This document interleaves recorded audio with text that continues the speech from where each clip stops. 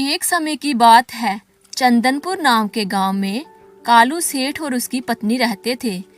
कालू बहुत ही धनी था, किंतु दोनों पूजा पाठ, दान पुण्य, भक्ति नहीं करते थे। एक दिन एक नन्ही सी चिड़िया दूर किसी जंगल से घोंसला बनाने की जगह की तलाश में सेठ सेठानी के आंगन में आ पहुंची। उनके आंगन में एक बड़ा सा पेड़ था। चिड़िया ने उस पेड़ पर अपना घोंसला बना लिया और वहां रहने लगी।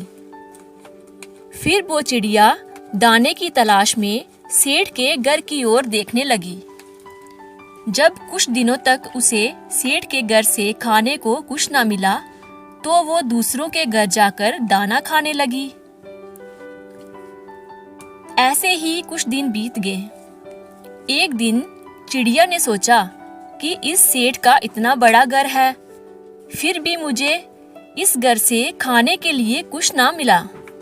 इसका क्या कारण है? ये सोचकर चिड़िया सेठ के घर की खिड़की पर आकर बैठ गई।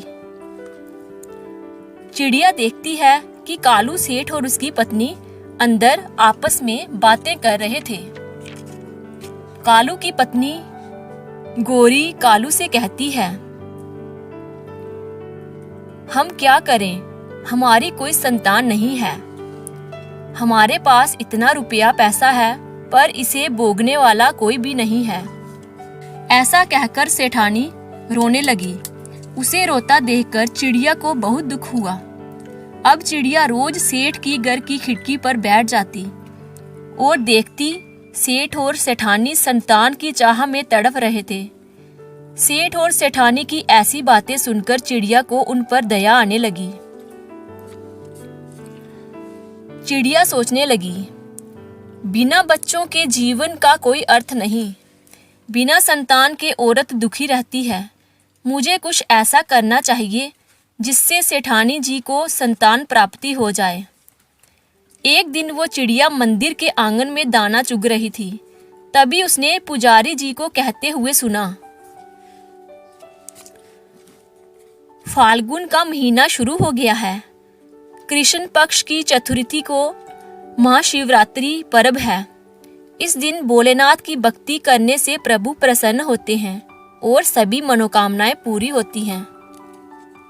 पंडित जी की बातें सुनकर चिड़िया ने सोचा कि वो भी सेठानी जी को संतान प्राप्ति के लिए भोलेनाथ की भक्ति करेगी। ये सोचकर चिड़िया ने वहां से उड़ान भरी। भूखी प्यासी चिड़िया कई दिनों तक यात्रा करती रही और आखिरकार कैलाश पर्वत पर जा पहुंची। कैलाश पर भोलेनाथ और माता पार्वती को देखकर नन्ही सी चिड़िया बेहोश हो गई।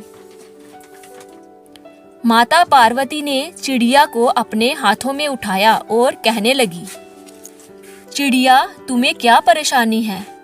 तुम इस कैलाश पर्वत पर कैसे आई?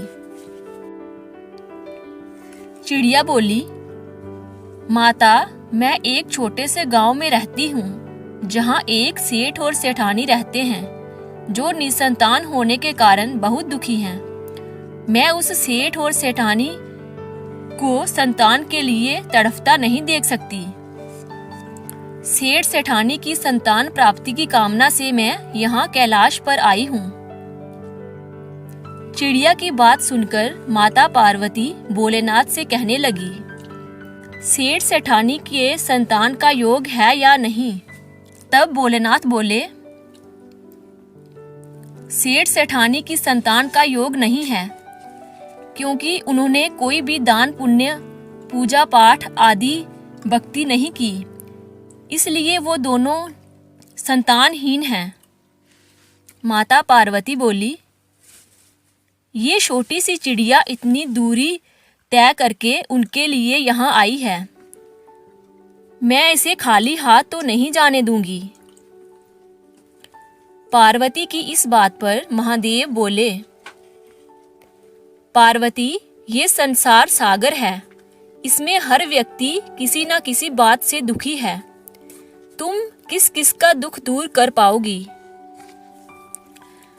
भोलेनाथ की बात सुनकर पार्वती बोली, ये चिड़िया हमारे पास बहुत दूर से एक आस लेकर आई है। हम इसे खाली हाथ नहीं जाने दे सकते। तब महादेव बोले, चिड़िया, तुम्हारी भक्ति से हम बहुत प्रसन्न हैं। हम तुम्हें वरदान देते हैं कि आज से ठीक कुछ महीने बाद सेठानी को एक सुंदर संतान की प्राप्ति होगी। लेकिन संतान प्राप्ति के बाद उन्हें दान पुण्य, पूजा पाठ, भक्ति आदि करना होगा। ऐसा सुनकर चिड़िया बहुत खुश हुई। महादेव और पार्वती का आशीर्वाद लेकर फिर वो वहां से चली गई। सेठ जी के घर पहुंचकर चिड़िया ने देखा कि सेठानी ने एक अंडा दिया था। सेठ और सेठानी अंडे को देखकर बहुत खुश थे। कुछ दिन बीतने के बाद उस अंडे में से एक सुंदर सा बच्चा निकला। ये देखकर चिड़िया बहुत खुश हुई। अब चिड़िया आंगन में बैठी सेठानी के बच्चे को बड़ा होते देख रही थी। बच्चा जो भी खाता इधर उधर गिरा देता। गिरे हुए खाने को चिड़िया उठाकर खा लेती। धीरे धीरे समय बीतता गया। थोड़े समय बाद उनका बेटा थोड़ा बड़ा हो गया, परंतु सेठ और सेठानी ने अभी तक कोई भी दान पुण्य, पूजा पाठ आदि का कार्य नहीं किया था। अब चिड़िया को इस बात की चिंता होने लगी। चिड़िया ने सोचा, मुझे कुछ न कुछ करना होगा। इन्हें दान पुण्य, भक्ति का ज्ञान कराना जरूरी है। अब चिड़िया ने एक बार फिर से कैलाश पर्वत की ओर उड़ान भरी। कई दिनों की यात्रा करने के बाद चिड़िया फिर से कैलाश पर्वत पहुंची। चिड़िया को देखते ही माता पार्वती बोली, चिड़िया, अब क्या परेशानी है? अब तो सेठ सेठानी को संतान भी मिल गई है। चिड़िया महादेव और माता पार्वती से हाथ जोड़कर प्रार्थना करने लगी और कहने लगी, हे भगवान, मेरी एक समस्या है। सेठ सेठानी ने संतान प्राप्ति के बाद भी दान पुण्य और भक्ति नहीं करी है। मैं उन्हें ये बात कह नहीं सकती और वह ये बात समझ नहीं सकते। इसलिए आप दोनों को मेरे इस कार्य में मेरी सहायता करनी होगी।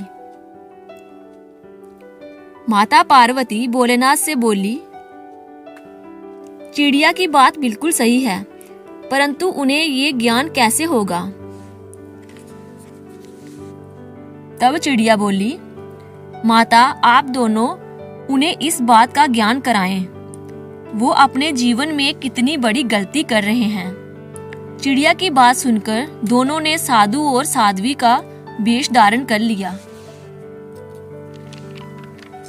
और दोनों सेठ सेठानी के घर पहुंचे और वहां जाकर उन्होंने भोजन करने की इच्छा प्रकट की। ये बात सुनकर सेठ और सेठानी बहाने लगाने लगे, इधर उधर देखने लगे। तभी उनका छोटा सा बेटा बाहर आया और उन दोनों को घर के अंदर ले गया और भोजन कराने के लिए बिठा दिया। तब अपने बच्चे की इच्छा देखकर कालू की पत्नी गौरी ने भोलेनाथ और माता पार्वती को भोजन कराया।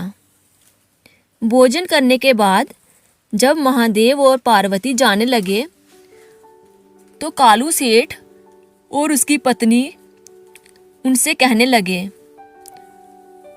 हमसे यदि कोई गलती हो गई हो तो हमें माफ कर दीजिए। इस पर वो बोले, गलती तो तुम बहुत बड़ी कर रहे हो। ये सुनकर दोनों घबरा गए और बोले, साधु बाबा, हमें बताइए कि हमारी क्या गलती है, हमें क्या करना चाहिए? तब साधु बने भोलेनाथ जी कहने लगे,